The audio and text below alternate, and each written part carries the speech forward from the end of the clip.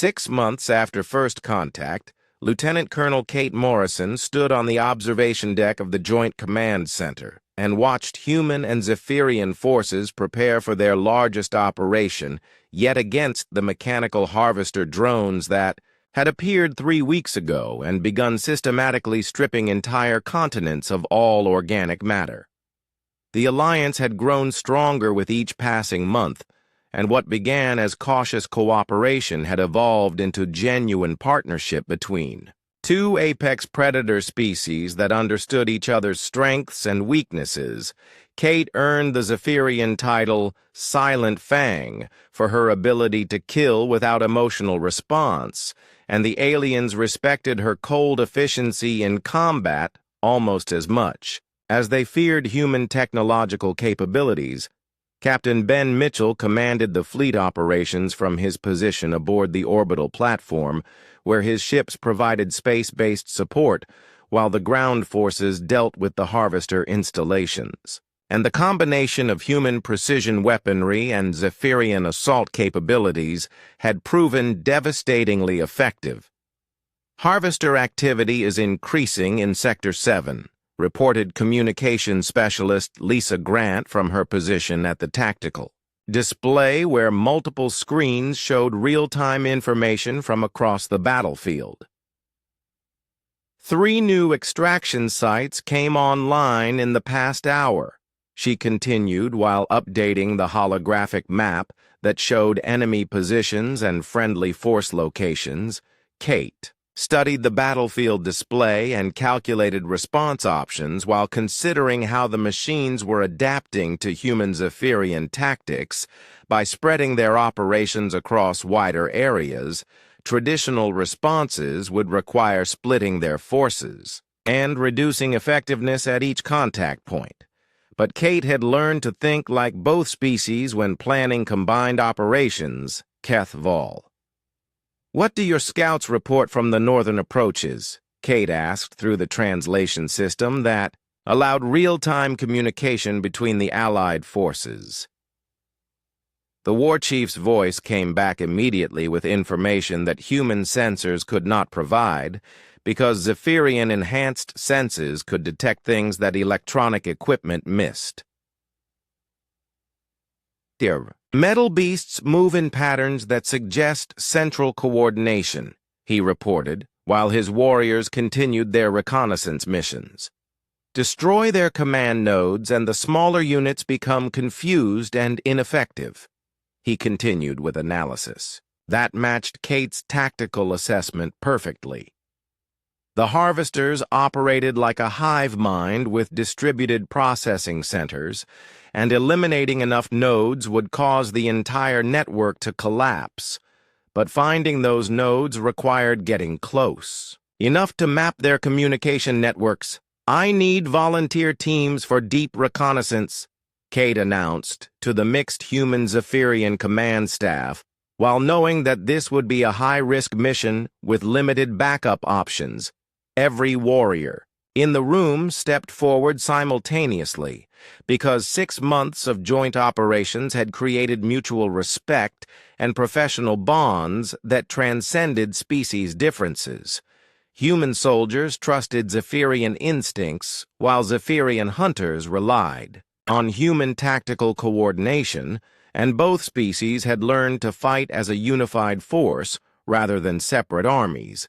Kate selected her teams carefully while ensuring that each group would include both species to maximize effectiveness against different types of threats. Sergeant Danny Rodriguez would lead the sniper elements, while Vexitar commanded the close assault specialists, and the combination had worked perfectly in previous operations against harvester forces.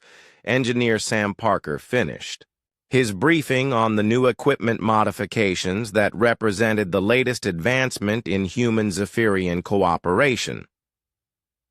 "We've integrated Zephyrian sensory enhancements with human targeting systems," he explained, while demonstrating the hybrid technology, the result should give you unprecedented accuracy and situational awareness, he continued while both species examined the new weapons. The hybrid technology represented the best of both species' capabilities because Zephyrian natural senses could detect targets that electronic systems missed, while human computers could calculate firing solutions that no organic brain could match. Together, they created weapons systems more advanced than either species could develop alone, and the psychological effect on enemy forces was devastating. Dr. Maya Stevens added her analysis of harvester behavioral patterns based on months of studying the mechanical invaders and their methods. The machines prioritize high-value biological samples, but they also respond to perceived threats, she said, while highlighting key points on her displays. We can use this tendency to lure them into prepared killing zones, she continued, while both species listened to her tactical recommendations. Kate nodded as the tactical picture became clearer, and she could see how to use harvester programming against them. We'll use human technology to identify command nodes while Zephyrian hunters provide close-range intelligence, she said, while outlining the overall plan. Once we have target locations, combined assault teams will eliminate the nodes in coordinated strikes, she continued while assigning specific missions to each unit. The operation began at dawn, with reconnaissance teams moving out in 6 different directions, and Kate led the primary force toward the largest harvester complex, while smaller units approached secondary targets. Each team maintained communication through quantum entanglement devices that the machines could not detect or intercept, and this gave the Allied forces a crucial advantage in coordination. Gorthaval was the first to report contact with Harvester security forces, and his transmission came through clearly, despite electronic jamming attempts, metal spiders with cutting beams. He reported while observing the enemy defenses. They move fast but think slow and easy to outmaneuver, but deadly if they trap you. He continued with tactical analysis that helped other teams prepare for similar encounters. Jake Sullivan confirmed this assessment from his position overlooking the main complex, where he had been watching harvester patrol patterns for hours. Automated defense systems with predictable patrol patterns, he transmitted while updating the tactical database. They're designed to stop conventional attacks, but they can adapt to mixed tactics, he continued while preparing his heavy weapons for the assault. Kate smiled as she realized the machines had made the same mistake as the Zephyrians during first contact, because they expected to face either primitive hunters or advanced technology users.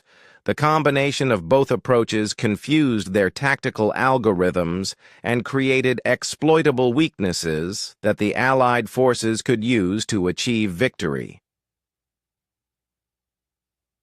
Begin. Phase 2, Kate ordered, while coordinating the simultaneous assault on multiple targets. All teams converge on primary targets, she continued, while watching the tactical display update with friendly force movements. The assault began with human precision strikes that disabled harvester communication arrays, and long-range missiles and directed energy weapons eliminated defensive systems, while electronic warfare specialists jammed machine coordination networks. Within minutes, the automated defenders were operating independently without central command, and this made them vulnerable to Zephyrian assault tactics. Then the Zephyrian warriors attacked, and they moved through the confused defensive positions like natural disasters, while tearing apart machines that could not track their fluid movements or predict their assault patterns. Claws that could not penetrate advanced armor proved perfectly adequate for disabling electronic components and severing control cables. And the combination of human firepower and Zephyrian mobility overwhelmed the harvester defenses. Kate coordinated the entire battle from her command position while simultaneously leading a strike team against the central processing node and her cracked rib from 6 months ago had healed, but still ached during extended operations. She considered it a useful reminder of how this alliance had begun, and how far both species had come since that first violent encounter. The Harvester Command Center was a massive structure protected by energy shields and automated weapon systems, and human technology could penetrate the defenses, but only at the cost of heavy casualties. Zephyrian warriors could bypass the shields through natural agility, but lacked the firepower to destroy the central processors, so the solution required both species working together. "Combined assault," Kate ordered, while coordinating the final attack. "Human breacher charges to create entry points, while Zephyrian assault teams eliminate internal defenses," she continued, while both species prepared for the decisive battle. Lucy Chen's explosives opened 3 simultaneous breaches in the facility's outer walls, and Kethaval led the first wave of warriors through the gaps, while human support teams provided covering fire. The combination overwhelmed the Harvester defenses within minutes, and Kate found herself face-to-face with the Harvester intelligence that controlled the entire operation. The machine mind tried to communicate through electronic interfaces, but Kate was not interested in conversation, and she placed demolition charges on the central processors while Zephyrian warriors destroyed backup systems. "All primary targets destroyed," came the reports from other teams as the coordinated assault achieved complete success. "Harvester forces are withdrawing from all operational areas," continued the status updates, as the enemy network collapsed without its command structure. The victory was complete, but not without cost, because both species had. The proposal came from Elder Vashka during the 3rd day of negotiations, when Kate sat across from the ancient Zephyrian female in the makeshift conference area that both species had established between their camps, and the pain in her ribs had faded to a dull ache, but she still moved carefully during longer discussions. "Traditional combat trials are meaningless between our species," Vashka said, while examining the human technology displays that showed capabilities far beyond what Zephyrian weapons could match.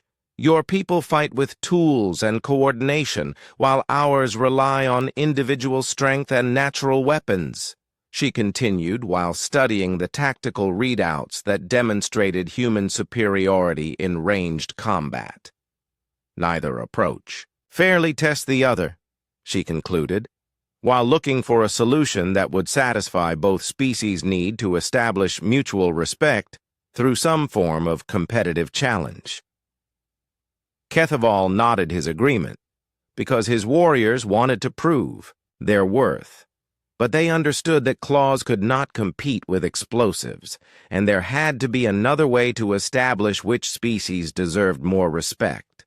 Kate had been thinking about this problem since the first meeting, because the Zephyrians needed some kind of competitive challenge to satisfy their cultural requirements.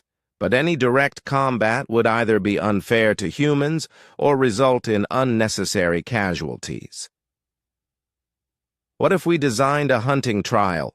Kate suggested, while considering the options available to both species. "Both species track the same target using our respective methods, and success would be measured by speed efficiency and tactical execution rather than direct confrontation," she continued while watching the alien reactions.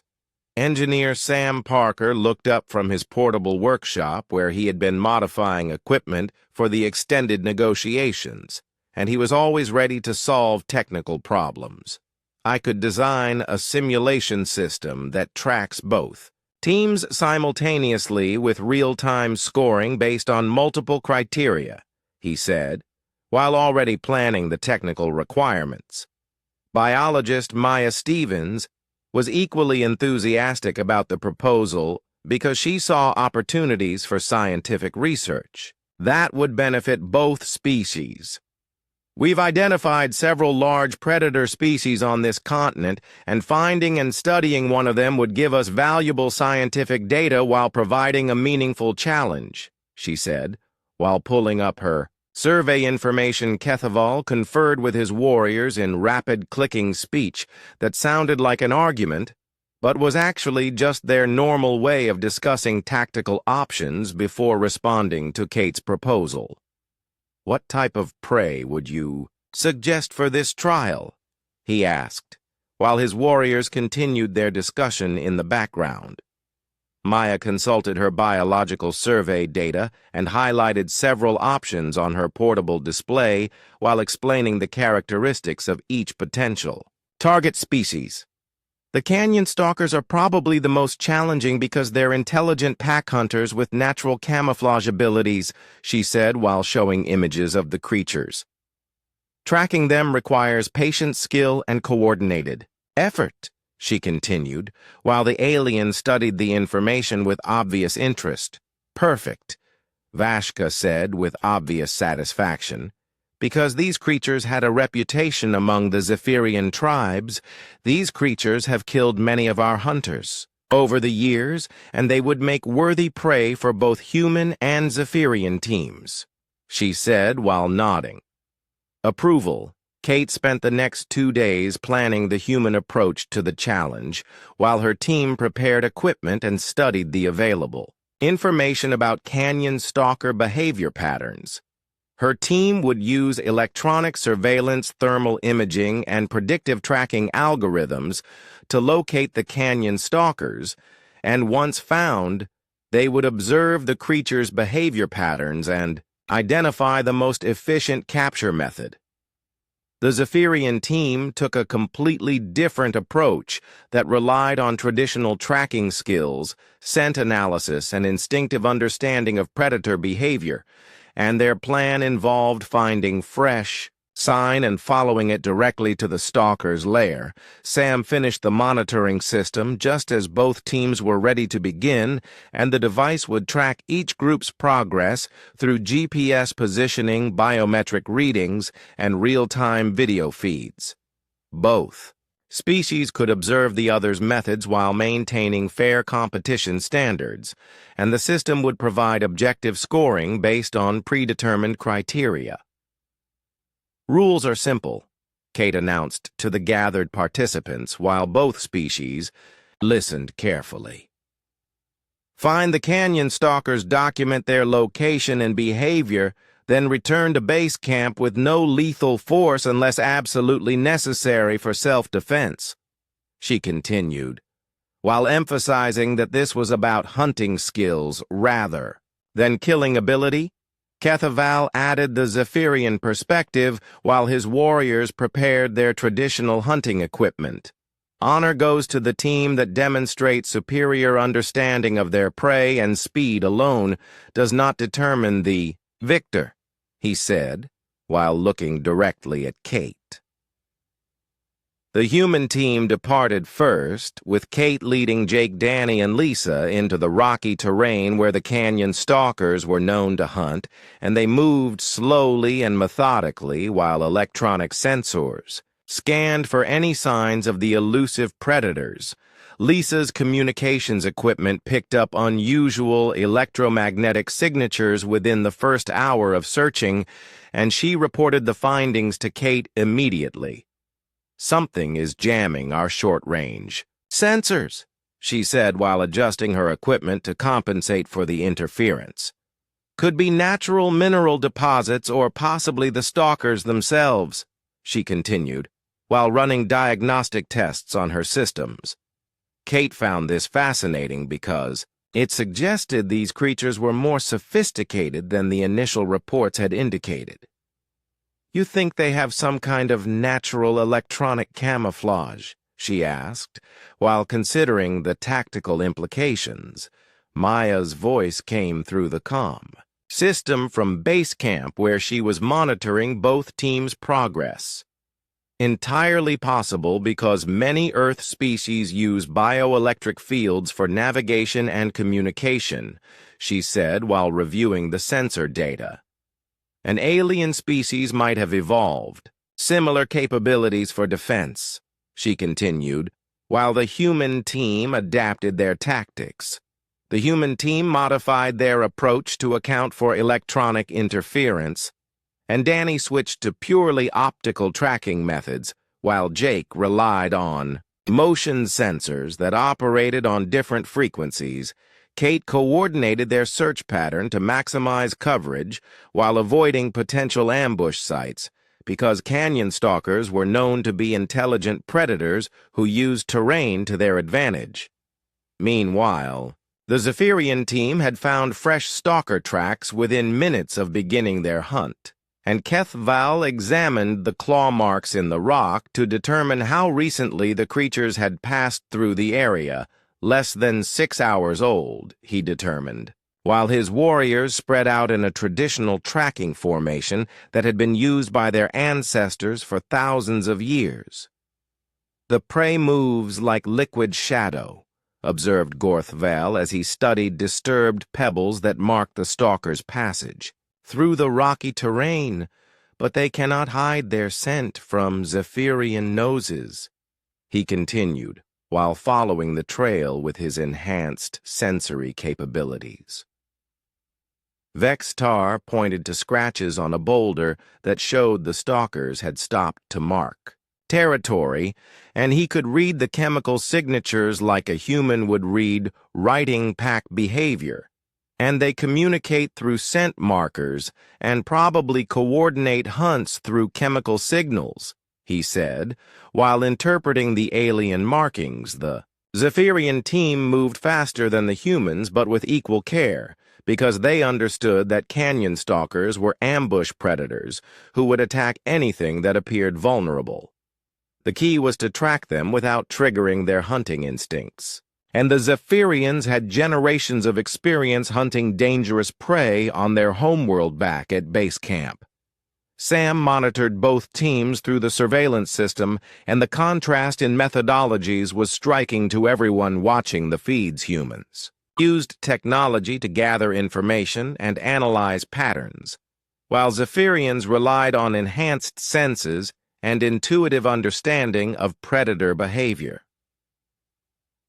"Both approaches are working," he reported to Maya while tracking the team's progress on his displays.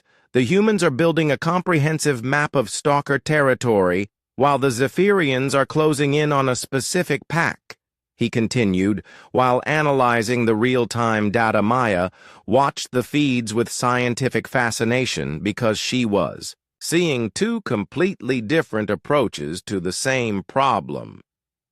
"The Zephyrians are reading environmental signs that our sensors can't detect," she said while studying their tracking methods.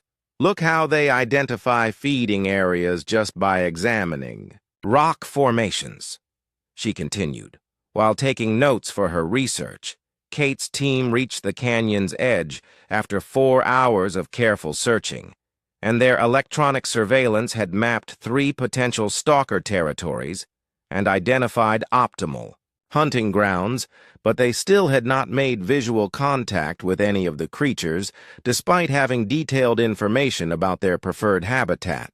Kate walked into the clearing between the two forces with her hands visible but ready to draw her sidearm if the situation went bad, and the pain in her ribs reminded her with each step that these aliens were incredibly strong, but strength meant nothing if you could not use it effectively.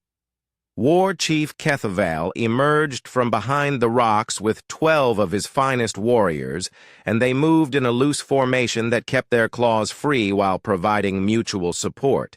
And Kate recognized the tactical thinking immediately because these aliens understood small unit tactics even if they preferred natural weapons. The war chief stood 9 feet tall and carried scars that told stories of countless battles, and his armor was more elaborate than the others with metal plates that covered vital areas. And Kate realized she was dealing with a pragmatist who understood that even apex predators could be killed. "You killed Thakmor," Kethval said, in accented but clear English, and Kate showed. No surprise that he could speak her language because advanced species usually developed translation capabilities quickly. He attacked my team without provocation and I defended us, Kate replied, while keeping her voice calm and professional because she wanted to establish that humans were reasonable but also dangerous when threatened. He was testing your strength, Kethval said while gesturing to his warriors, who spread out in a wider circle that was not an immediate attack formation, but definitely a threatening posture designed to intimidate. Your people look weak and soft like prey animals that should be easy to kill, he continued while studying Kate's reaction to see if she would show fear or anger at the insult. Kate smiled, coldly because she had heard similar comments from dozens of different species who made the mistake of judging human capabilities based on physical appearance alone. Appearances can be deceiving, and your champion learned that the hard way, she said, while letting her hand rest casually near her sidearm, in a gesture that looked relaxed, but could turn deadly in a fraction of a second. Kethval gestured to his warriors again, and they moved into a wider circle that surrounded Kate's position, while he continued talking. 12 of my best hunters against 4 of your people, and you are outnumbered 3-1, he said, while watching Kate's face for any sign of concern about the tactical situation. Numbers are not everything, Kate said, calmly while activating her comm system and speaking quietly to her team members who were already in position. Danny, Lisa, Jake, show them what human pack hunting looks like, she said into her microphone while keeping her eyes on Kethval's face sniper. Danny Rodriguez had been in position for 20 minutes with a perfect view of the clearing, and his rifle scope tracked from one alien to another as he calculated shooting solutions for all 12 targets at ranges from 200 to 400. Meters demolitions expert Lucy Chen had used the time to place small explosive charges around the alien positions that were not enough to cause major casualties, but sufficient to demonstrate human capabilities, and each charge was precisely positioned. To disable rather than kill Jake Sullivan had his heavy weapons system ready with non-lethal ammunition that would drop even these large aliens without permanent damage, and his targeting computer showed firing solutions for all 12 warriors, plus their support elements hiding in the rocks. Target acquired on War Chief. Danny's voice whispered through Kate's earpiece with the calm professionalism that she had come to expect from her best sniper, clean shot available and ready to engage. On your command, he continued, while tracking the alien leader's movements through his scope. Multiple targets painted for suppression fire, Jake reported from his position, while his targeting system locked onto each alien warrior in sequence. Ready. To engage on your command, Sergeant, he said while checking his ammunition count and weapon status. Charges are active and positioned, Lucy confirmed from her concealed location, where she had been placing explosives for the past hour. I can drop the rocks on their flanks and cut off their retreat routes, she added while reviewing the tactical situation through her own scope. Kate looked directly at Kethval and spoke loud enough for all his warriors to hear, because she wanted them to understand exactly what they were facing. You hunt with claws and strength, but we hunt with minds and tools, she said while activating her helmet display to show the tactical overlay. Would you like a demonstration of human tactics?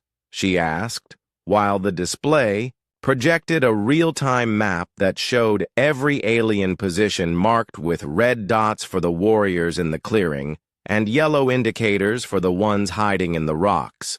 The display updated continuously as the aliens shifted positions, and Kate could see the surprise on Kethval's face as he realized that humans somehow knew the exact location of every one of his warriors.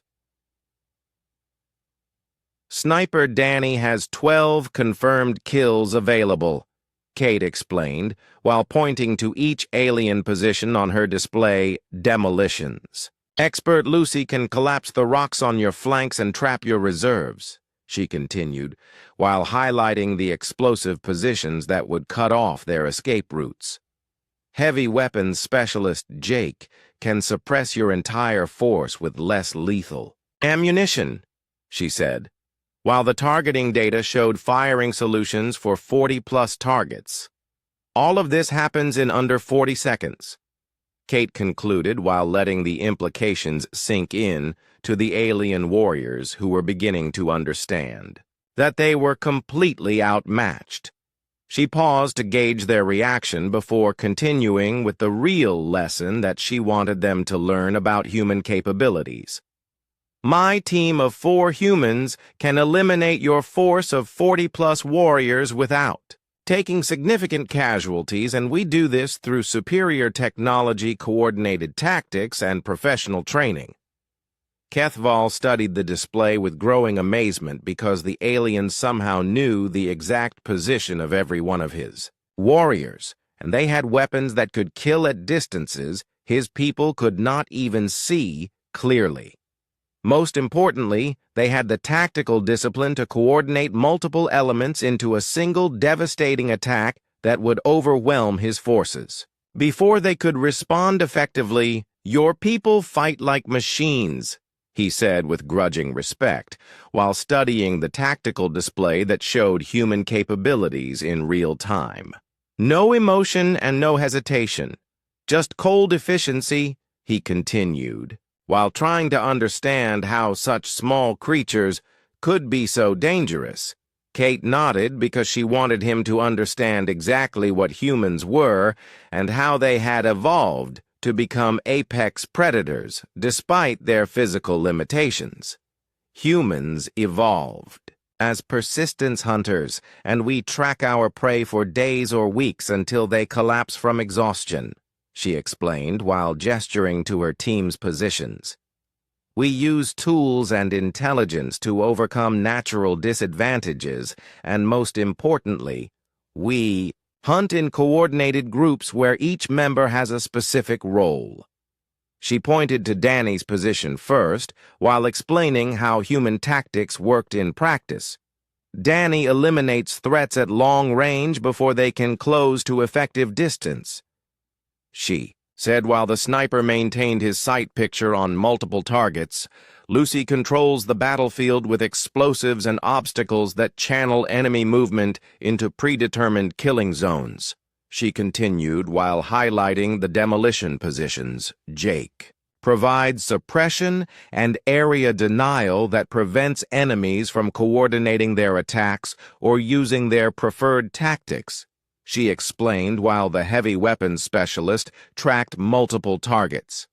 I coordinate the overall tactical picture and adapt to changing conditions while directing the team's response to threats, Kate concluded, while maintaining her calm, professional demeanor. And if one of you is killed, Kethval asked, because he wanted to understand how humans dealt with casualties. During combat operations, the others continue the mission, Kate said without emotion, while her heart rate remained steady at 68 beats per minute. We train extensively to operate with reduced numbers, and losing personnel is unfortunate, but not mission critical, she continued while Kethval tried to process this information. This shocked the Zephyrian warriors more than the technology demonstrations because their culture emphasized individual prowess and personal combat skills. And the idea of treating warriors as replaceable components was completely foreign to their thinking. Elder Vashika stepped forward from the rocks where she had been observing the entire exchange, and the ancient female moved slowly but with obvious authority that even Kethval showed deference to as she approached. You speak of hunting like it is warfare, she said to Kate while studying the human tactical display with interest. Most species separate the two activities, she continued while trying to understand how humans had developed such sophisticated military capabilities. Kate considered this carefully before responding because she wanted the aliens to understand exactly how human evolution had shaped their approach to conflict. Humans have been at war with something for our entire evolutionary history, she said, while thinking about the countless generations of struggle that had created modern human capabilities. The environment, other species, each other, and we developed hunting. Techniques that work equally well against animals and enemies, she continued, while pointing to the various tactical positions. She gestured to Danny's position while explaining how human capabilities had evolved over millions of years, long range. Killing eliminates threats before they can close to effective. War Chief Kethaval stood over the body of Thakmor and tried to understand what he was seeing because the greatest hunter of the Stoneclaw tribe lay dead with a small metal blade in his throat, and the wound was so precise and clean that it looked like the work of a machine rather than a living creature. The pale-skinned alien who killed Thakmor sat 30 meters away while another of her kind tended to her injuries, and Kethaval had watched the entire fight through his scope and still could not believe what his eyes had shown him, because the small female had shown no fear when Thakmor attacked her. Her body temperature never spiked according to his thermal sensors, and her breathing stayed steady even when the massive Zephyrian warrior slammed into her chest with enough force to shatter bones, and even now with what had to be serious internal injuries, she showed no signs of pain or distress. "She fights like ice water runs in her veins," said Vextar, his second-in-command, who crouched beside Thakmor's body and examined the wound more closely while shaking his head in amazement at the surgical precision of the killing strike. Kethaval nodded slowly because his people were apex predators who had ruled this world for thousands of years, and they understood hunting and killing better than any other species they had ever encountered. But this small alien had killed Thakmor with the calm efficiency of a machine that felt no emotion. One strike and perfect placement with no hesitation.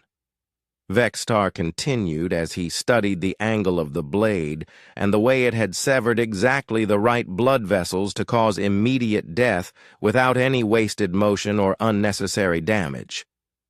The war chief was deeply disturbed by what he had witnessed because Zephyrian culture was built around the concept of emotional dominance and intimidation tactics that made their enemies afraid before the actual fighting began. But this alien female had shown no fear at all through his scope. He observed the alien camp where the female leader directed her subordinates with simple hand gestures, and they moved with purpose and discipline that reminded him of his own war parties. But these aliens were different in ways that made him uncomfortable. They relied on tools and devices rather than natural weapons, and their bodies looked soft and weak compared to Zephyrian physiques, but they behaved like predators who were comfortable with violence and death rather than prey, animals who panicked when threatened. The male with the heavy build established defensive positions, while the smaller male watched for threats, and the female with the communication equipment worked on some kind of device that Kethaval did not recognize.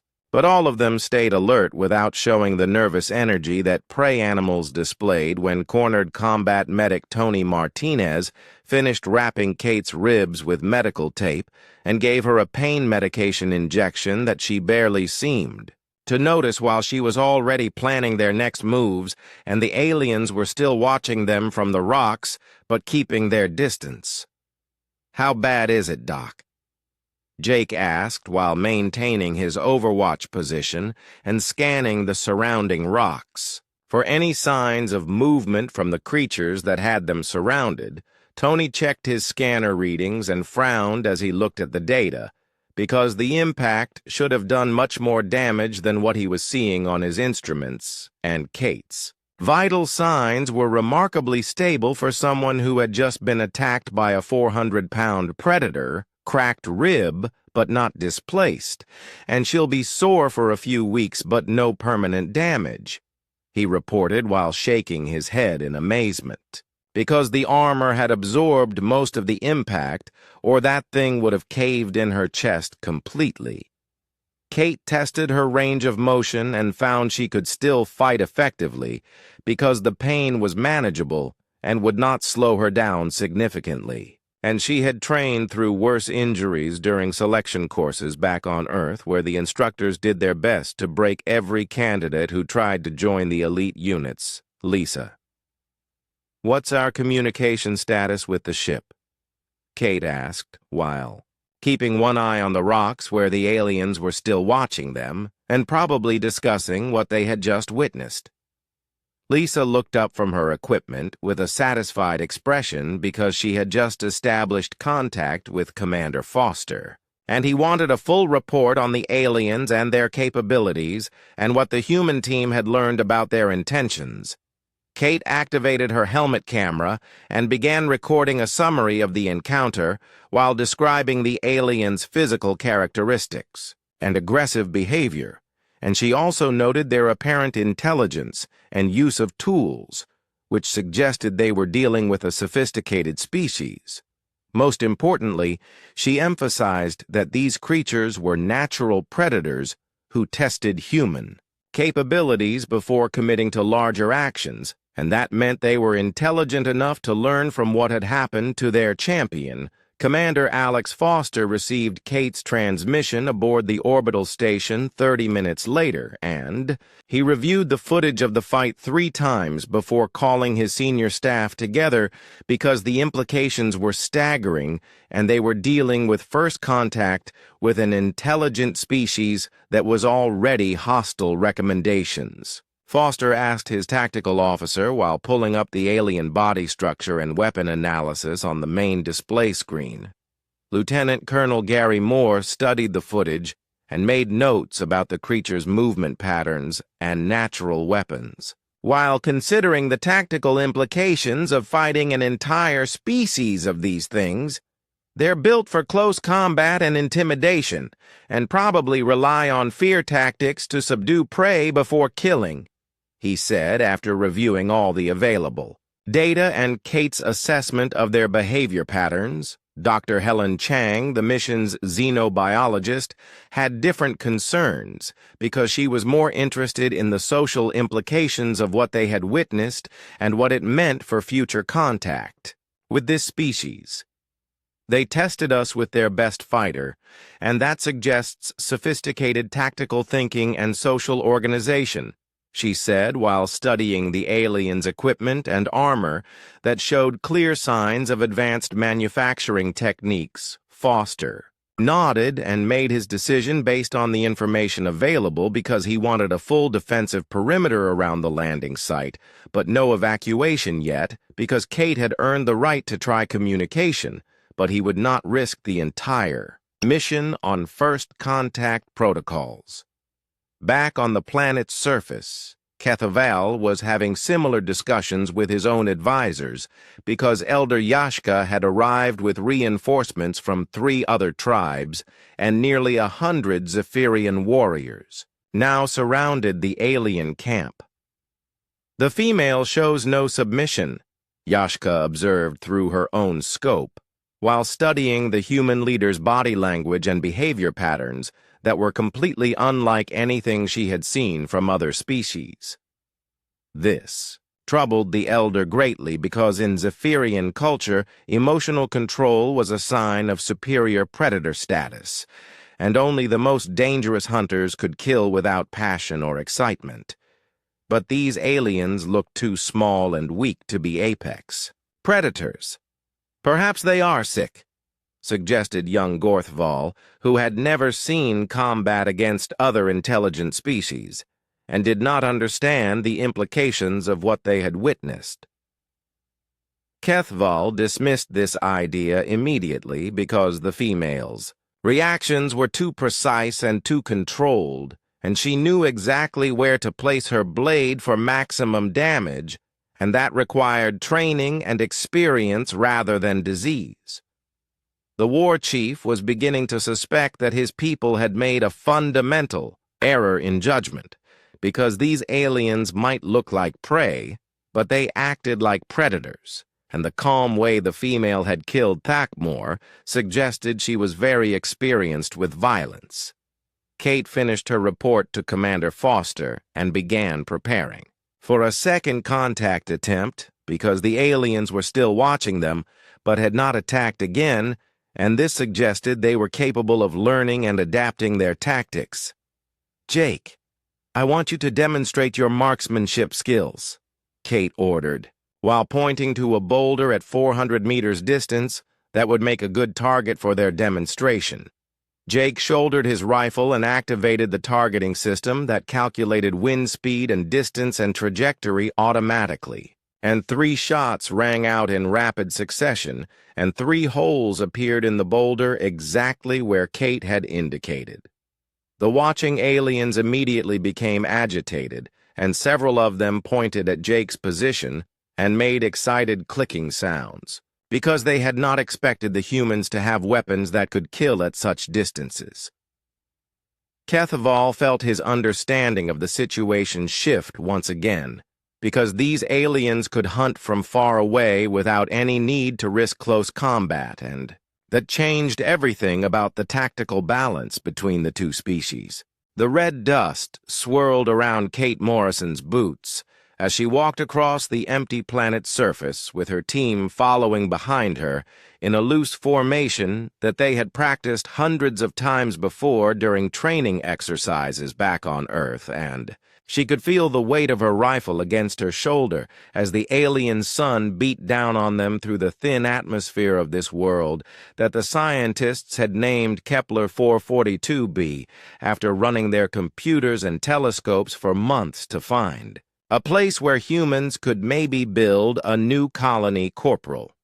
Jake Sullivan moved 20 meters to her left side like always, and she could see him checking his weapon every few minutes out of habit, even though they had not seen any signs of life. Since landing 3 days ago on this rock that looked dead from space, but the mineral scanners kept telling them there were valuable crystals deep underground that could power Earth's cities for hundreds of years if they could figure out how to dig them up and transport them back home through the long journey between star systems. Private Ryan Beck covered the rear position where he could watch for anything following them, while communications specialist Lisa Grant stayed close to Kate, so she could maintain contact with their ship in orbit and report back to command about what they found down here on this world that seemed empty but somehow felt wrong to Kate, even though she could not explain why her instincts were telling her to stay alert and ready for trouble. The orange sun above them cast long shadows across the rocky terrain, and Kate adjusted her helmet display to get better readings from the various sensors that were supposed to tell them about anything dangerous in the area, but the technology was not showing her what she needed to know about the feeling in her gut that said they were being watched by something that knew how to stay hidden from human equipment. Lisa suddenly stopped walking and held up her hand to signal the team while she looked at her scanner with a confused expression that Kate had learned to take seriously over the years they had worked together on dozens of missions like this one, where they were supposed to explore new worlds and look for resources that Earth needed to keep growing and expanding across the galaxy. "Getting some weird readings on the bioscanner, Sergeant," Lisa said through the comm system that connected all their helmets, and Kate could hear the tension in her voice that meant something was definitely wrong, even though they could not see what it was yet. Kate raised her fist and the whole team stopped moving immediately, like they had been trained to do when their leader gave that signal. and she pulled up Lisa's readings on her own display to see what had caught the communications specialist's attention, and what she saw there made her frown, because the scanner was showing movement patterns that did not match anything in there. Database of known alien life forms.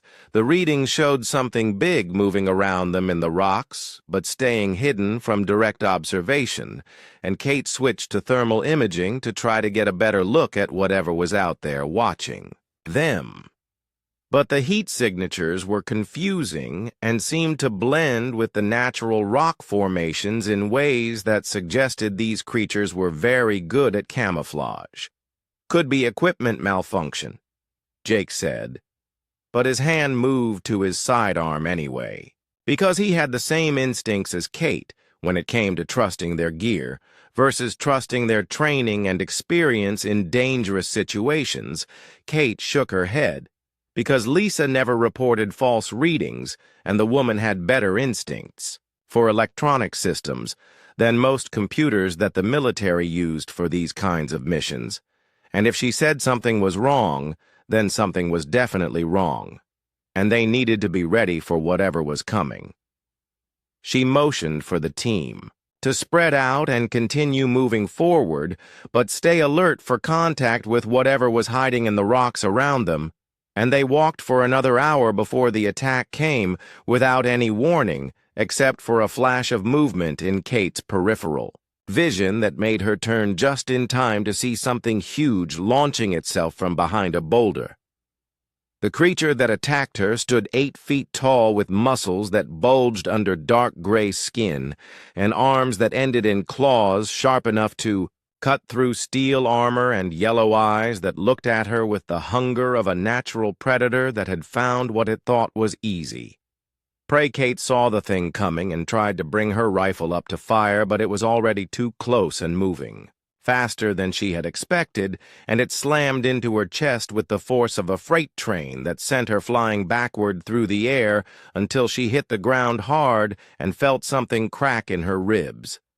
The pain shot through her side like fire, but her mind stayed clear and focused on the immediate threat of the creature that had landed on top of her and was raising one clawed hand to strike, while she could smell its breath and see saliva dripping from rows of sharp teeth that were designed for tearing flesh from bones.